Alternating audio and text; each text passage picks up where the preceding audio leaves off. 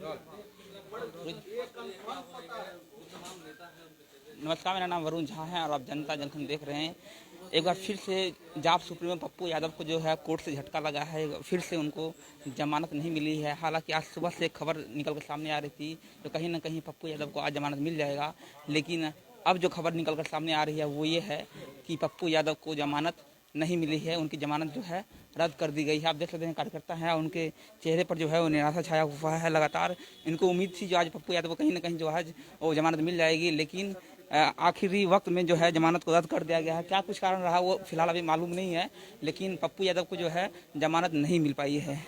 हमारे साथ जाप कार्यकर्ता नेता प्रेमचंद्र सिंह जी हैं, उनसे बातचीत करते हैं। प्रेमचंद्र जी, उम्मीद थी आप लोगों को आज जमानत मिल जाएगी, लेकिन आखिरी वक्त में जमानत रद्द कर देना, क्या लगता है? देखिए, जब केस की मेरिट पर जब जाइएगा तो निश्चित तौर पर न्याय मिलना चाहिए था। 32 साल पुराना केस था और ऐसे में बिल न दिया जाना, जब अक्सर देखा गया है, चाहे आम हो या खास, इस तरह के मामलों में जहां पर दोनों पक्षों की आम सहमति बन गई हो, कैसे मामले नहीं हो, सिर्फ मिसयूज का केस था। और मिसयूज में आप कस्टडी में लेते हैं, हाजत रखते हैं, न्यायिक हिरासत रखते हैं और बिल देने में माननीय न्यायालय को कहाँ दिक्कत आई। मैं इतना ही कह सकता हूँ कि आप सत्य को बाधित कर सकते हैं, पराजित नहीं कर सकते हैं। एक दिन अंततो गत्वा सत्य जीतेगा और मिथ्या हारेगी। और जो मिथ्या रूपी षड्यंत्र सरकार के द्वारा जो है, चाहे उस सरकार के में जिन लोगों की भी साजिश हो, चाहे प्रशासनिक महकमे के लोग हों या राजनीतिज्ञ लोग हों, वो लोग अब न्यायालय को प्रभावित करने लगे तो अब समझिए कि लोकतंत्र आपका देश में मर चुका है। लेकिन आगे की उम्मीद हमारी बनी हुई है और आगे जो मेरा ऊपरी न्यायालय है वो मुझे जरूर न्याय देगा। इस उम्मीद के साथ मैं कार्यकर्ताओं सहित पूरे बिहार के लोगों से, आम आवाम से इतना ही आग्रह करूंगा कि इस जो निर्णय को आप चुनौती के रूप में लेकर के और पुनः पप्पू यादव जी के विचारों, जो उनकी सेवादारी विचार है, लोगों की तत्परता पूर्वक मदद का जो उनकी भावना है, उसको जगाए रखिए। संयम और धैर्य को बरकरार रखिए। न्यायालय अभी बाकी है, ये अंतिम नहीं है। आगे हमारी ऊपरी अदालत। आप ये बोल रहे हैं न्यायालय पर कहीं ना कहीं दबाव था, क्योंकि सुबह से ऐसी खबर आ रही थी जो कहीं न कहीं पप्पू यादव को आज जो है जमानत मिलनी चाहिए। मीडिया में भी खबरें आ रही थी, तो लेकिन आप क्या बोल रहे हैं, जब न्यायालय पर दबाव था कहीं ना कहीं प्रशासन का या सरकार का? मैं ऐसा नहीं कह सकता कि न्यायालय किस दबाव में है, लेकिन मुझे लगता है कि न्याय आज देना चाहिए था न्यायालय को।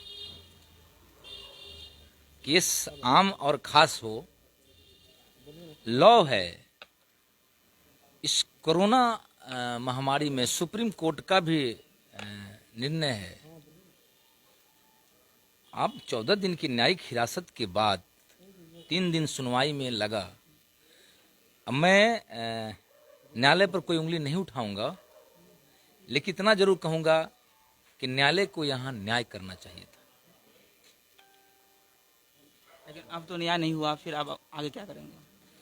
ऊपरी अदालत का दरवाज़ा मेरे लिए खुला हुआ है। मैं पहले ही कहा कि आप न्यायालय के आंगन में, देर हो गई है और देर होगी, अंधेर नहीं होगी। चलिए ठीक है। देख लीजिए, पप्पू यादव जो है नेता है, कार्यकर्ता हैं। आज कहीं ना कहीं इन लोगों को उम्मीद था जो पप्पू यादव की जो है जमानत मिल जाएगी, लेकिन अंतोगत्वा इनको जो है निराशा हाथ लगी है। मीडिया में भी ऐसी खबरें सुबह से चल रही थी जो कहीं ना कहीं पप्पू यादव को जो है जमानत मिल ही जाएगी। उन पर कुछ जो है कोर्ट ने जो है फैसला सुरक्षित रख लिया था। लग रहा था जो 11-12 बजे जो है पप्पू यादव को जमानत मिल जाएगी। हमारे साथ राजू दानवीर जी हैं, आइए उनसे बातचीत करते हैं। निराशा हाथ लगी अंतोगत्वा, उम्मीद था जो ऐसा होगा? जी, बहुत मैंने उम्मीद था, और कहीं न कहीं जो गरीबों के मसीहा थे, ज़रूरतमंदों के मददगार थे, वो आज कहीं न कहीं एक आशा था कि आज उनकी रिहाई होगी। उनकी ना रिहाई होना न्यायालय की हार है, न्याय की हार है, न्यायालय की हार नहीं, न्याय की हार है। रीजन है कि आज जिस तरह से शासन प्रशासन हावी है और कहीं न कहीं एक साजिश के तहत इनको गिरफ्तार किया गया है, उस साजिश की बू अभी भी आ रही है। कैसे लोकतंत्र बचेगा इस देश में, और ये कह नहीं सकते हैं। आज पूरा मैंने हम लोग का पार्टी का हर जगह से फ़ोन आ रहा था, हर कार्यकर्ता, युवा, छात्र, नौजवान, आज सभी अचानक मैंने एक मायूसी सा पसर गया। और तैयारियां कर ली गई थी कहीं ना कहीं पप्पू यादव जमानत को लेकर, जो कहीं ना कहीं एक चेहरे पे खुशी थी वो दिख जा रही थी आप लोगों हाँ, आज उम्मीद था कि केस में कुछ दम नहीं था, क्योंकि ये ढकोसला केस था, इसमें इनको फंसाया गया था, गिरफ्तार किया गया था, तो इसमें कोई दम नहीं था और इसमें पहले ही बेल हो जाना चाहिए था। यहाँ तक प्रक्रिया या सेशन तक तो ये समझिए कि ज़्यादा आ गया है। तो अब हम लोग अपर न्यायालय जाएंगे, लेकिन कहीं ना कहीं इसमें बिहार ही नहीं देश की जनता जवाब देगी कि कहीं ना कहीं इसमें साजिश की बू आ रही है।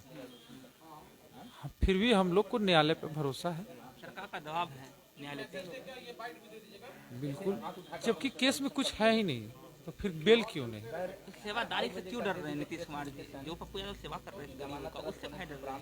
डर है ना, लोकप्रियता से घबरा गए हैं। कहीं ना कहीं पप्पू यादव हीरो बनते जा रहे थे बिहार के जनता। पहले से ही हीरो थे, बनते नहीं जा रहे थे, पहले से ही हीरो थे और वो जनता के सेवक की भूमिका में थे। तो कहीं ना कहीं उनकी जो लोकप्रियता थी वो बिहार ही नहीं देश तक में फैल चुकी थी और विदेशों से भी उनके धन्यवाद और उनके हर प्रतिक्रिया, मैंने उनके हर आवाज़ पर प्रतिक्रिया विदेशों से आती थी।